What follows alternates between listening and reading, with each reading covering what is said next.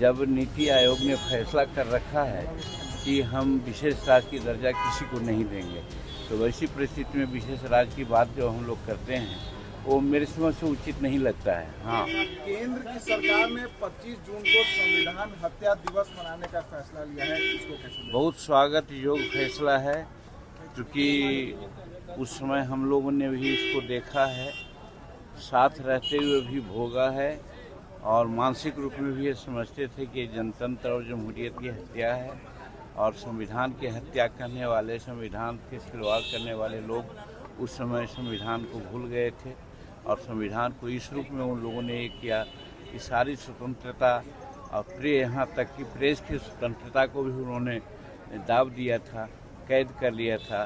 तो वैसी परिस्थिति में उसकी बरसी मनाने की बात 25 जून को कही गई है, ये बहुत स्वागत योग्य है, ताकि जनता को बतलाया जाए, मैंने एक तरह से उनको सुनिश्चित करवाया जाए कि भविष्य में इस प्रकार की कोई बातें नहीं हो, इसके लिए जनता सजग रहे। सर, बजट आने वाला है, क्या कहेंगे? बिहार को विशेष राज्य या फिर विशेष पैकेज मिलना चाहिए? देखिए, विशेष राज्य का जहाँ तक सवाल है, जब नीति आयोग ने फैसला कर रखा है कि हम विशेष राज्य की दर्जा किसी को नहीं देंगे, तो वैसी परिस्थिति में विशेष राज्य की बात जो हम लोग करते हैं वो मेरे समझ से उचित नहीं लगता है। हाँ, रही बात कि बिहार गरीब है, बिहार में हर तरह से सहायता की आवश्यकता है और इस रूप में प्रधानमंत्री नरेंद्र मोदी जी कटिबद्ध हैं।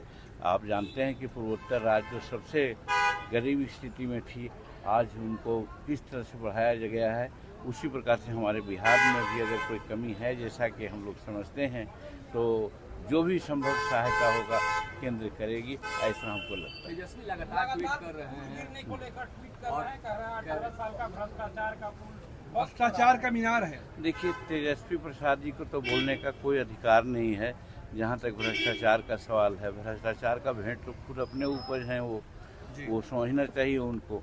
और उसी प्रकार से लॉ एंड ऑर्डर की भी बात आती है, क्योंकि हम 1980 से विधायक और मंत्री रहे हैं, जानते हैं कि क्या क्या परिस्थितियाँ बिहार में रही है। तो वैसी परिस्थिति में तेजस्वी प्रसाद बोलते हैं, इसको हम कह सकते हैं कि वो थेथरोलॉजी में विश्वास करते हैं, थेथराई करते हैं। सर, मुख्यमंत्री